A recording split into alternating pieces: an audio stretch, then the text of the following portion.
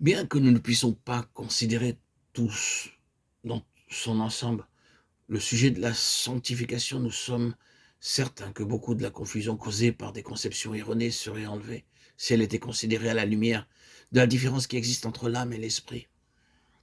Car c'est là en vérité qu'est la clé de la question. Puisque la sanctification n'est que la continuation de la régénération, parce que la régénération n'est que le commencement de la sanctification, elle doit être considérée dans la même sphère que la nouvelle naissance. Dans la nouvelle naissance, ce n'est pas l'âme, mais c'est l'esprit qui est né d'en haut, de nouveau. L'âme reste capable de pécher jusqu'à la fin. Ce fait constitue la base de toute la doctrine de la sanctification, puisque le Nouveau Testament est une entière exhortation à arriver au progrès spirituel par l'ascendance spirituelle. Il reste toujours un ennemi à la sainteté dans la propre nature de l'homme. Et la sainteté en nous n'est pas fixe et établie, elle est progressive. Toute épreuve, toute tentation, tout châtiment et toute souffrance perdraient leur signification s'il n'y avait aucune base, aucune crainte de chute. L'élargissement spirituel s'est toujours fait, et se fait toujours par le conflit. Il n'y a qu'un seul homme dans la nature duquel il n'ait jamais existé de mal actuel ou de péché positif. La question de la sanctification est devenue confuse parce que l'on a fait de certains passages des Écritures une base dans ce sens, alors qu'ils ne traitent pas directement de la sanctification en elle-même. Nous avons par exemple le 7e chapitre des Romains et la première épître de Jean. Nous ne pouvons pas citer le texte entier, mais nous en tirons les passages les plus frappants. La loi est spirituelle, mais moi je suis charnel. Car je ne comprends pas ce que je fais. Je ne fais pas ce que je veux, mais je fais ce que je hais. Je sais que ce qui est bon n'habite pas en moi, c'est-à-dire dans ma chair, parce que j'ai la volonté de faire le bien, mais je n'ai pas le pouvoir de l'accomplir. Selon l'homme intérieur, je prends plaisir à la loi de Dieu, mais je vois dans mes membres une autre loi qui combat contre la loi de mon entendement et qui me rend captif de la loi du péché qui se trouve dans mes membres. Oh, misérable que je suis, qui me délivrera de ce corps de mort ou du corps de cette mort? Grâce soit rendue à Dieu par Jésus-Christ notre Seigneur. Ainsi donc, je suis moi-même assujetti par l'entendement à la loi de Dieu, mais par la chair à la loi du péché. Il n'y a aucune condamnation pour ceux qui sont en Jésus-Christ, afin que la justice prescrite par la loi fût accomplie en nous, qui marchons non selon la chair, mais selon l'esprit.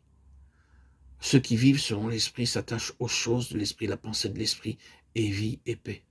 Or, vous êtes dans l'esprit, si du moins l'esprit de Dieu habite en vous. Si donc Christ est en vous, l'esprit est vivant à cause de la justice. Si par l'esprit vous faites mourir les œuvres du corps, vous vivrez. Romains, chapitres 7 et 8. Si nous disons que nous n'avons point le péché, nous nous séduisons nous-mêmes, et la vérité n'est point en nous.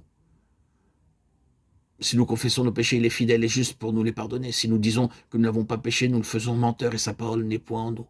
Quiconque commet le péché transgresse la loi. Quiconque demeure en lui ne pêche pas. Quiconque pêche ne l'a pas vu et ne l'a pas connu. Celui qui commet le péché est du diable. Quiconque est né de Dieu ne commet point de péché, parce que la semence de Dieu demeure en lui.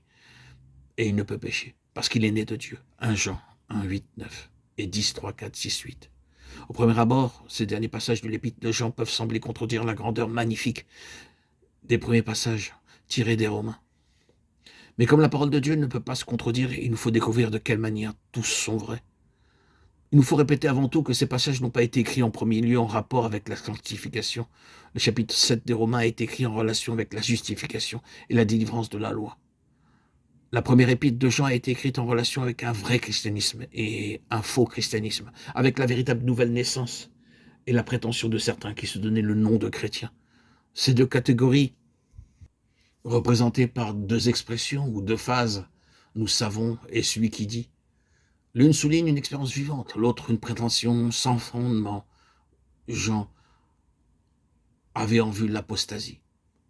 Mais il y a dans ces deux cas une chose en commun, c'est la nature de la nouvelle naissance et le développement qui suivra ensuite dans la vie.